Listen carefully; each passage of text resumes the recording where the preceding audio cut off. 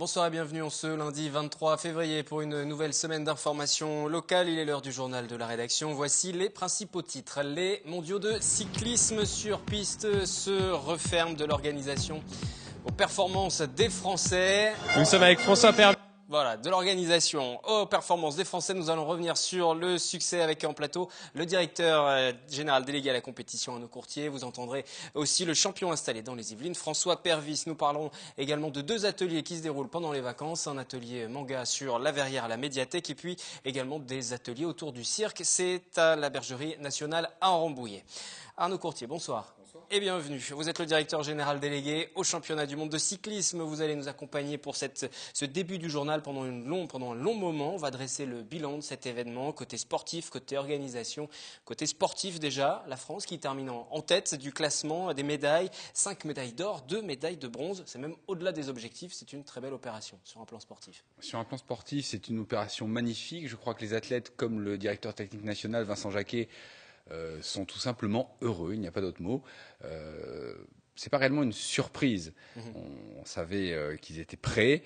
Je crois qu'avoir pu participer à cette compétition chez eux, à domicile, dans leur vélodrome, a évidemment été un élément essentiel et leur a donné envie de se surpasser. Peut-être un mot par rapport au tout dernier résultat, encore hier de François Pervis. Il a été éliminé en quart de finale de vitesse individuelle, mais par un autre Français, Grégory Boger. Il n'a pas réalisé le triplé comme à Cali l'an dernier. Il quitte tout de même les mondiaux de 55 avec 2 titres. François Pervis était heureux. Vous avez échangé avec lui ? Oui, il était très heureux. 2 titres sur 3. Ce qu'il a fait l'année dernière était extraordinaire, exceptionnel. 3 titres mondiaux, c'était fantastique. Il en garde 2. C'est aussi fantastique et il est très heureux. Au total, ce sont déjà ces 6 sacres mondiaux pour François Pervis dans sa carrière. Le palmarès du Français qui s'étoffe de compétition en compétition. Les victoires de ces derniers jours ont forcément un goût particulier puisque ce sont des victoires à domicile. Il est dorénavant installé à Montigny-le-Bretonneux. C'est Mickaël Elmidoro qui l'a rencontré au bord de la piste. Nous sommes avec François Pervis, double champion du monde ici à Saint-Quentin en Yvelines. Alors 2 titres de champion du monde, c'est vraiment extraordinaire. Oui, parce que c'était loin d'être gagné. Comme je vous l'avais annoncé il y a quelques semaines, ma condition physique était pas bonne du tout. J'ai fait en conséquence à l'entraînement. Donc c'est quoi la conséquence? C'est très peu d'entraînement. Donc quand on s'entraîne très peu, on retrouve de la fraîcheur, mais c'est pas du tout une préparation optimale pour atteindre une forme au top. Donc c'était dans la tête quand même pas facile à gérer. Parce que je me disais que je faisais un tiers de ce que je devais faire pour arriver au top de ma forme. Et il fallait simplement que je retrouve de la fraîcheur. Donc il fallait choisir. Et le choix était dur, mais j'avais pas le choix que de faire que de la fraîcheur. Et donc je vous dis, j'en reviens de loin et j'en suis très content. Il n'y a pas un petit regret sur cette dernière course avec Grégory Boger? Si, forcément, il y a un gros regret parce que je gagne tout de suite la première manche, donc j'ai montré que physiquement et mentalement j'étais là. Les gens me répondaient bien, mais j'ai trop fait d'erreurs tactiques et j'ai pas assez pratiqué de la vitesse individuelle cet hiver et j'ai pêché par moment de pratique et en face c'était Grégory Boger, donc c'est pas n'importe qui, donc il était opportuniste et puis voilà, ça m'a coûté certainement une médaille et pourquoi pas la conservation de mon titre. Et ce public du Vélodrome, un petit mot sur le public du Vélodrome, il est extraordinaire. Un petit mot, j'ai pas envie de dire un petit mot, j'ai envie de dire un grand merci parce que c'est exceptionnel, c'est vraiment incroyable. Tous les jours c'était bondé, même les jours de semaine. Moi j'ai eu le droit à une dizaine de tours, ils ont fait la Ola pendant une dizaine de tours. Je vous jure, ça fait vraiment chaud au cœur. Le dernier virage dans mon kilomètre, j'étais planté de chez planté, je tirais le frein à main. Et si j'ai gagné, c'est vraiment grâce à eux parce que mon dauphin, il est à 8 centièmes de seconde derrière moi. Vous pouvez même pas vous imaginer 8 centièmes ce que ça représente, c'est rien du tout. Et il n'y aurait pas eu le public, sincèrement, j'aurais pas gagné. C'est vraiment eux qui ont fait la différence dans le dernier tour. Et vraiment, je les remercie. Et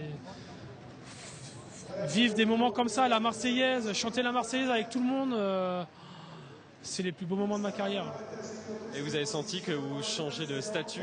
Vraiment, vous avez fait la double page, première page à l'équipe. Vous sentez vraiment que vous changez de statut? Faire 2 jours de suite la première page de l'équipe, c'est pas rien. C'est pas rien, c'est une fierté quelque part. J'en suis très content. Et voilà, ça tire le cyclisme sur piste vers le haut, le vélodrome aussi, hein, depuis qu'il est construit, on ne fait que d'en parler. Nous, on voit vraiment la différence parce qu'il y a beaucoup plus de médias qui viennent nous voir toutes les semaines à l'entraînement. Moi, je suis énormément sollicité depuis mon triplé l'année dernière. Les partenaires viennent vers moi, les sponsors viennent vers moi, alors qu'avant, il fallait les démarcher et puis c'était toujours des réponses négatives. Donc les choses changent. Les choses changent et ça fait du bien. Et voilà, et c'est ce qui nous fait gagner. Ça nous fait gagner. Et à un an des Jeux Olympiques, ça tire tout le monde vers le haut et on rentre dans une ère où le cyclisme sur piste retrouve la dimension qu'elle doit avoir. Et c'est de très bon augure pour les Jeux. Un petit mot aussi, vous êtes à domicile ici, à Montigny-Bretonneux? Oui, je suis vraiment à domicile puisque j'habite à 500 mètres à Vol d'Oiseau. Vous habitez où exactement? Alors exactement, j'habite à rue Gustave Eiffel. Donc il y a des gens qui me reconnaissent dans ma voiture parce que j'ai une voiture stickée avec mon nom dessus. Et ce qui m'a fait plaisir aussi, c'est j'ai été à la poste et puis chez un marchand d'imprimantes et il m'a tout de suite reconnu et c'était l'année dernière, je venais juste d'arriver, je venais juste d'emménager et il m'a reconnu et voilà, j'ai été surpris parce que d'habitude on ne me reconnaît pas et puis bon là on va plus vous reconnaître. Là, surtout que depuis une semaine, il y a ma tête placardée sur toutes les affiches, sur tous les arrêts de bus et les panneaux publicitaires. Donc c'est super. Et puis moi, j'habite vraiment au centre où il y a le centre commercial et tout ça. Donc il y a beaucoup de passages, il y a beaucoup de monde. Et vous allez plus passer inaperçu. Ouais, des fois c'est mieux de passer inaperçu, je vous jure, c'est mieux. Mais après, c'est une reconnaissance et ça fait vraiment plaisir, ça fait chaud au cœur. Merci beaucoup François Pervis. Et que pensez-vous des performances de François Pervis? C'est notre question du jour, micro-trottoir signé aujourd'hui William L. Il y a 2 médailles d'or, j'ai entendu, c'est ça? Je me trompe pas? Il a gagné 2 courses, il a gagné kilomètre et le carring. Ah oui, puis il a raté sa 3e médaille. C'est plutôt une bonne chose, non? Mais de toute façon, bon, c'est vrai que ça fait parler, comment dirais-je, positivement de la ville de Saint-Quentin-en-Yvelines. Ouais. Bah, c'est bien, pour une... il représente au moins sa région, quoi. Au moins, on parle de nous à la télé. Et François Pervis, je l'ai vu gagner vendredi après-midi. Et ça vous a fait quoi justement Très fier, très fier. J'ai vu qu'il habitait la région alors que c'est un Mayennais d'origine, mais apparemment il s'est installé ici. Ouais. D'accord, écoutez, c'est un petit plus encore, quoi. Et puis, en espérant qu'il aura d'autres médailles au JO, par exemple.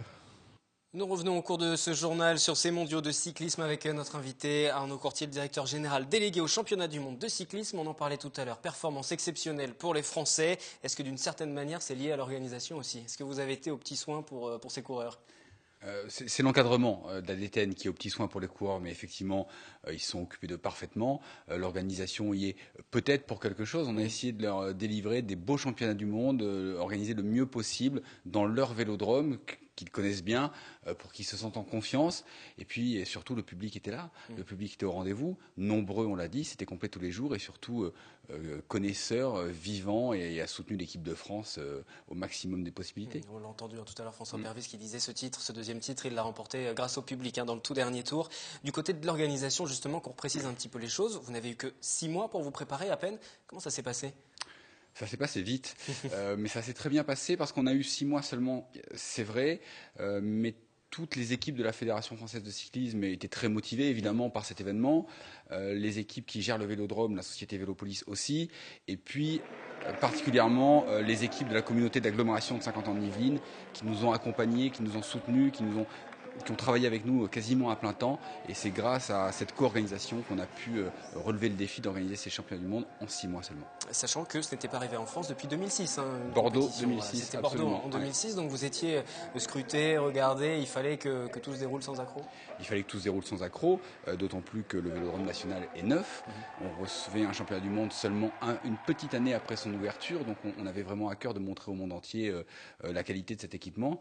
Et je crois que de par les résultats, le record du monde aussi battu par les Australiennes, on a réussi à asseoir la réputation internationale de cette piste. Une très belle compétition. On va continuer à parler de l'organisation. On fait juste un dernier point sur les résultats, justement, résultats obtenus par ces Français des championnats du monde exceptionnels pour les tricolores.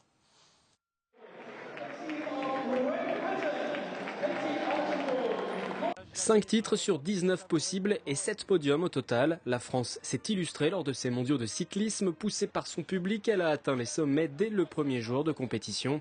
Et l'épreuve de vitesse par équipe, Michael Dalmeida, Grégory Boget et Kevin Siro, médaille d'or devant les Néo-Zélandais, disqualifiés pour un passage de relais hors zone. Ça fait depuis 2011 qu'on veut aller le chercher ce titre. On tourne autour et là, de surcroît, être à la maison avec un public comme il y avait, c'était vraiment satisfaisant. J'avais couru en 2006 aussi où il y avait la même ambiance à Bordeaux. Et là, d'être à la maison sur notre piste d'entraînement de tous les jours et de voir ce public et de monter sur la première marche, c'est émouvant, quoi. C'est pas une fin en soi, mais presque, quoi. Donc voilà, on va pas bouder notre plaisir. Aujourd'hui, on est champion du monde, on est meilleur. On a ce si beau maillot sur nos épaules. Donc voilà, on va en profiter. Les mondiaux sont lancés et la France, mise sur orbite. Viennent par la suite les titres de Coquard et de Kneski dans la catégorie de l'américaine.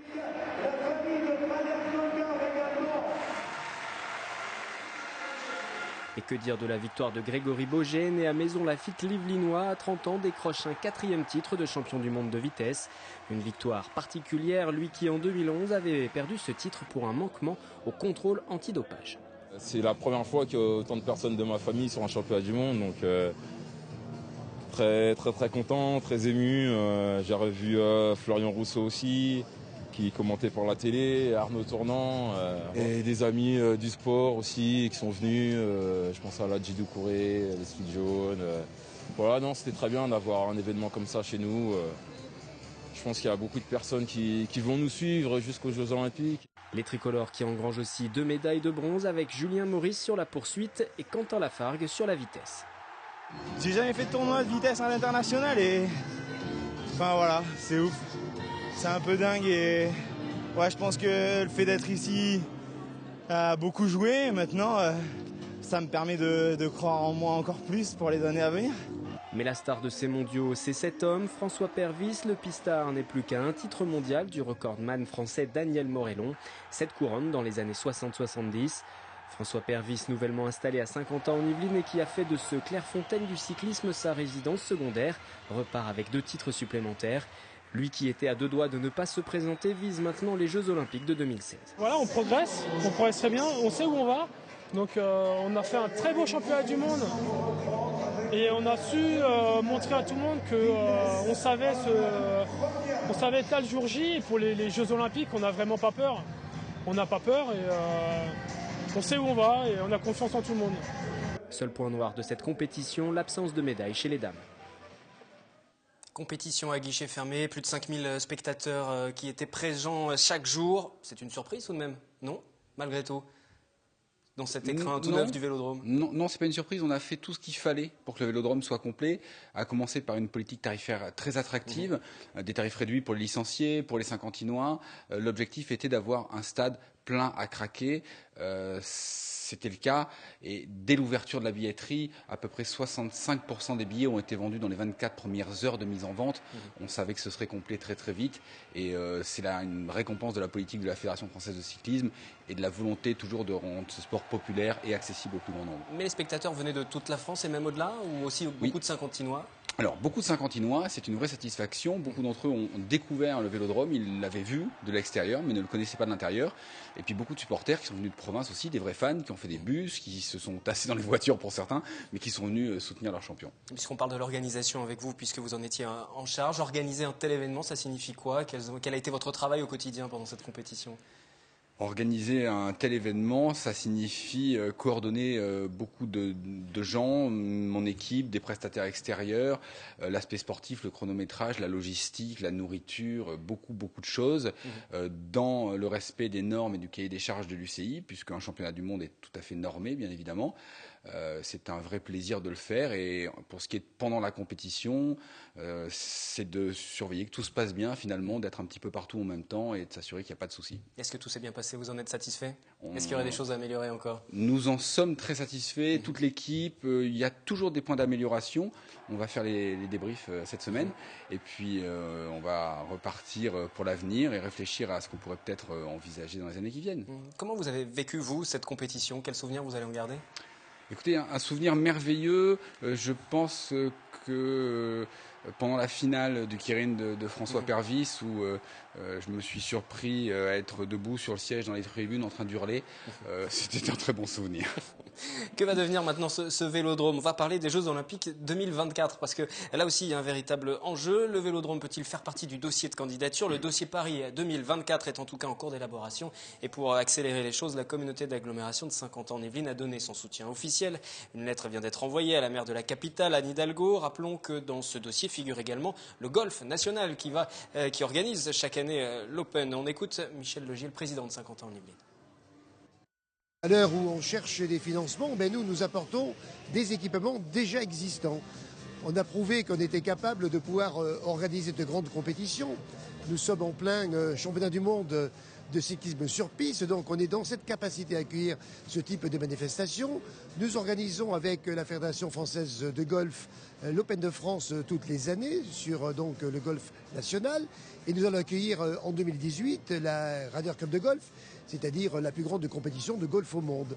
Donc aujourd'hui, le territoire est en capacité de pouvoir accueillir de grandes manifestations. Donc nous tenons à le dire à Madame le maire de Paris. L'idée, c'est que notamment sur le BMX, sur le VTT et sur le cyclisme sur piste, eh bien, tout puisse se passer à Saint-Quentin-en-Yvelines. Forcément, il y aura débat sur la route, mais qui peut peut-être faire aussi le trait d'union entre l'ensemble des territoires, eh bien, qu'on puisse avoir finalement toutes ces épreuves ici, sur ce territoire, dont on voit bien l'investissement qu'il y a eu en faveur du cyclisme et qui doit pouvoir trouver eh bien, son aboutissement dans l'aventure olympique Paris 2024.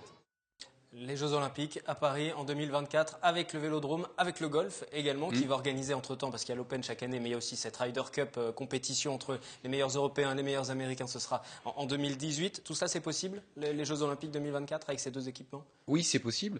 Saint-Quentin-en-Yvelines est prête à accueillir les Jeux Olympiques. Le vélodrome, vous l'avez dit, effectivement, on vient de faire la semaine dernière la démonstration de la capacité à recevoir des événements internationaux. Le golf national est prêt. La Ryder Cup, Michel Logier l'a dit, se déroulera en 2018, mais le parcours est prêt, il est magnifique. Il accueille l'Alstom Open de France tous les ans. Un vrai dynamisme à Saint-Quentin-en-Yvelines autour du sport et de bien d'autres choses, bien sûr.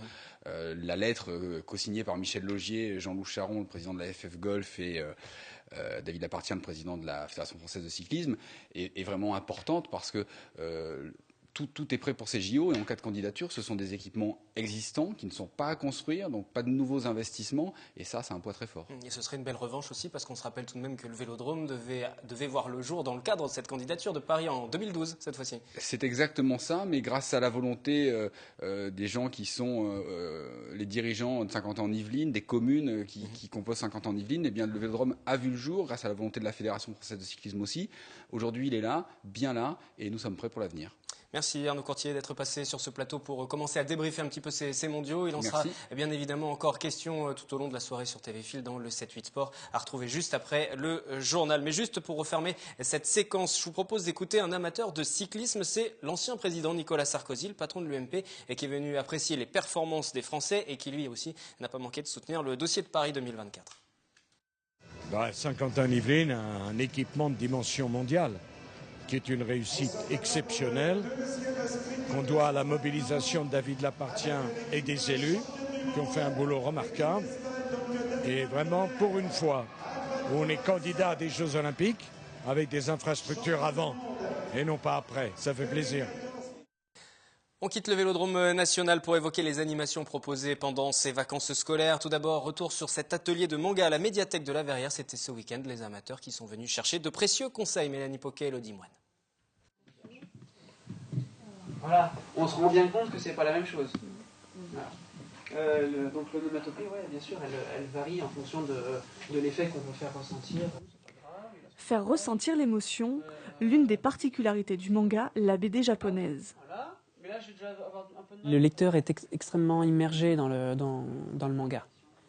Alors que dans la BD franco-belge, c'est plutôt un spectateur vu du dessus. Voilà. Alors que dans le manga, le lecteur est dans le manga, il est avec les personnages. Un simple crayon pour débuter, une feuille blanche et beaucoup d'imagination, c'est la recette du manga. Pour faire simple, il faut une histoire déjà, donc avoir une histoire. Une fois qu'on a l'histoire, en parler avec d'autres personnes, voir si l'histoire se tient. Une fois que l'histoire se tient, il y a les étapes du dessin en lui-même. Donc on commence par faire un brouillon général, peut-être pas de l'histoire complète, mais au moins de ce qu'on veut dessiner. Une fois qu'on a le brouillon, on passe à une étape qu'on appelle le crayonné ou le crayonnage, ça dépend comment on l'appelle. Et pas besoin de bien savoir dessiner. Un moyen d'attirer ces artistes en herbe. J'ai appris les formes, le nez, les positions et le dos. Et comment on place le dos. J'avais déjà lu des livres, mais c'est toujours mieux de travailler avec une personne qui connaît vraiment. Ils sont encore loin de réaliser des mangas entiers, mais pas d'hésitation, le coup de crayon est déjà là. Une autre animation qui, elle, se poursuit jusqu'à la fin des vacances, c'est à la bergerie de Rambouillet. Et la thématique retenue, le cirque. Florane Parfait, le Dimoine. Allez, bravo. Les stars de la journée, ce sont elles. Ces oies ont été dressées et elles font le spectacle pour le plus grand bonheur des enfants. Le petit troupeau partage la vedette avec les ânes dans un spectacle sur le thème du cirque où les enfants jouent les apprentis dresseurs. J'ai pris un âne et puis j'ai fait un parcours. D'accord. C'était difficile, c'était comment? C'était facile, c'était assez facile. S'il était têtu comme une mule. Faire découvrir les animaux de la ferme autrement aux enfants, c'est l'objectif de la bergerie. Des oies apprivoisées, ça ne se voit pas tous les jours. Pourtant, elles sont souvent utilisées dans le dressage des chiens de berger. Il n'y a pas forcément d'animal plus facile à dresser qu'un autre. C'est un travail très long et même parfois un travail dès la naissance. Nos animaux, notamment des animaux pédagogiques, on les élève dès le plus jeune âge en présence des visiteurs.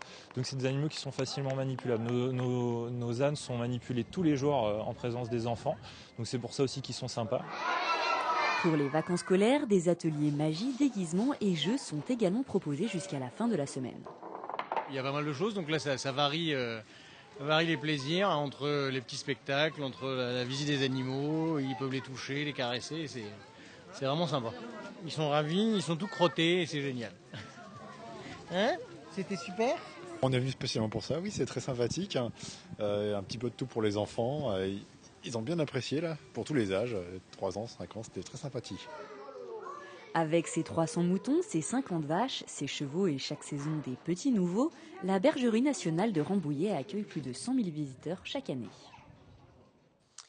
Et la bergerie de Rambouillet qui est présente cette année encore au Salon de l'Agriculture avec 4 moutons mérinos et 50 brebis que peuvent découvrir donc le public. Salon de l'Agriculture qui a débuté ce week-end et on le retrouve de nombreux maraîchers, éleveurs, cultivateurs yvelinois. TV Fil qui vous proposera une édition spéciale de Fileco ce jeudi dès 18h30 en direct. C'est la fin de ce journal du lundi 23 février. Dans un instant, sur notre antenne, le 7-8 Sport avec Mickaël Elmidoro qui reviendra très largement sur les résultats de ces mondiaux de cyclisme qui viennent de se refermer à Saint-Quentin en Yvelines. Quant à moi, je vous retrouve demain, mardi, aux mêmes horaires. Très bonne soirée.